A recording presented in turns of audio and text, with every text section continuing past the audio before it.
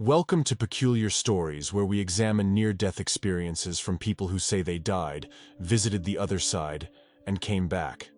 Our next NDE comes to us from Dylan, who describes how his bond with his dog extended all the way to heaven. This near-death experience may very well be the answer to, do our pets go to heaven? Let's get into it.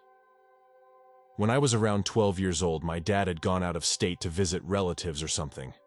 I remember I had wanted to go with him, but school was still in session, so he and my mother decided it best if I stay with my dad's sister, my Aunt Heather. I'm not going to bore you with a day-to-day play on how that went, but when Dad returned, he brought with him a boxer pup as a gift for me. It was my first pet ever. I think it took me maybe a week before I settled on naming him Blaze. There is definitely something to be said about the bond that forms between a boy and his dog. Blaze became my best friend, but being a boy, the day came that I discovered girls, and I started spending less and less time in the yard playing with Blaze. By the time I had reached my teen years, I hardly had time for Blaze anymore. There was always something else to pull my attention away. One day, I rushed out the door to go meet up with some friends, and on my way out, I forgot to relatch the gate, which allowed Blaze to get out of the yard. That night when I got home, my dad was standing there with a shovel. Blaze had been hit by a car. I cried as I helped bury him in the backyard for the first time, realizing I was never going to see him again. My mother told me the normal spiel about Blaze being in a better place, but I wasn't sure if I believed her. Parents are supposed to say stuff like that, I thought. That could have been the end of a rather sad story experienced by boys, since the dawn of time had my own destiny not chosen to allow it to continue in a way I could never have imagined. I grew older and got a job working on a road crew. We mostly dug trenches and helped lay pipes that ran the same direction as the roads. These pipes ranged in use from being ordinary sewage to being smaller pipes that the Department of Transportation used to shield their fiber optic wires for traffic cameras. I remember it was a Friday because I had been talking with a co-worker about our weekend plans to go see this new band play in a club downtown. My boss told us to stop talking and work faster so we could get off on time.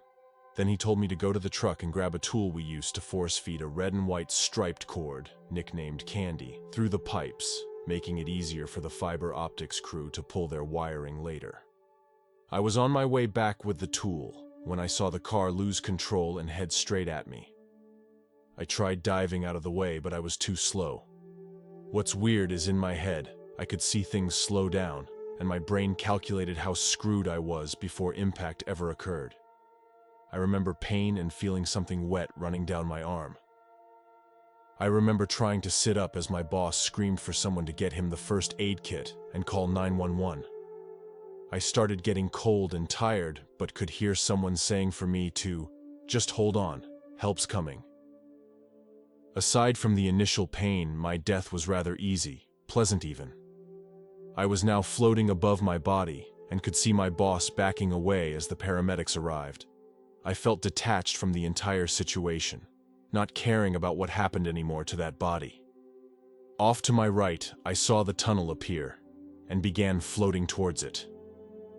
In, I went without a care in the world. I don't know what I can say about traveling through the tunnel that hasn't been said in countless other NDEs, so I will skip the journey and get to the destination. When I came out of the tunnel, I was in a large field of wildflowers. Every color under the rainbow and then some.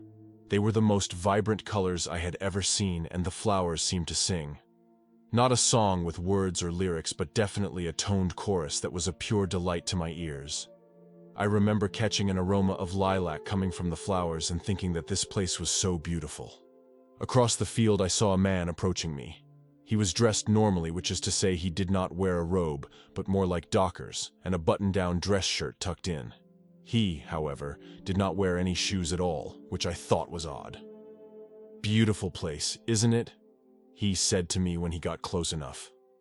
I know everyone says they communicated through their minds during their NDE, but when I say this man talked to me, his lips moved. "Where are we?" I asked. "It doesn't really have a name, but you could call it paradise," the man replied before adding, "Would you care to see more?" "I think I would," I answered. We began walking across this beautiful field of flowers, and gradually a small house came into view which we walked towards. The house was more like a mountain cottage, small in stature, and fit this picturesque scenery perfectly. It was almost something straight out of a painting. Next to the house flowed a narrow stream of slow-moving water that was the clearest blue imaginable. As we grew even closer, this man, whom I still did not know, told me that someone wanted to see me. "Who?" I asked. Then the man whistled very loudly, and from around the back of the cottage, I saw a dog begin running towards us. I immediately recognized him. It was Blaze. As Blaze leapt into the air, hurling himself halfway up my body and knocking me to the ground, where he began to lick my face, the man again spoke to say, "Looks like he's really missed you." At that moment, no matter what anyone ever calls that place, it became paradise for me. I had thought I would never see Blaze again, and here he was ready to play. I began to cry tears of happiness as Blaze and I ran all over the place together. I found a stick next to the stream, and we even played fetch. I have no idea how long I was there, but we made every moment count. After some time, the man again walked from where he had been sitting, watching us, and asked me if I was ready to go back. "What do you mean, go back? Go back where?" "I'm staying here," I stated. "I'm sorry," the man said. "It's not your time yet, so you have to go back, but when it is your time, Blaze will be here waiting for you." I was crushed as I took a moment to say goodbye to my best friend. The man had now vanished, and I had no idea how I was supposed to get back to my body, when everything just went black, and I at first thought I had gone blind before realizing my eyes were closed. Opening my eyes, I saw my parents in the hospital room with me. They quickly told me not to sit up or I could rip stitches out.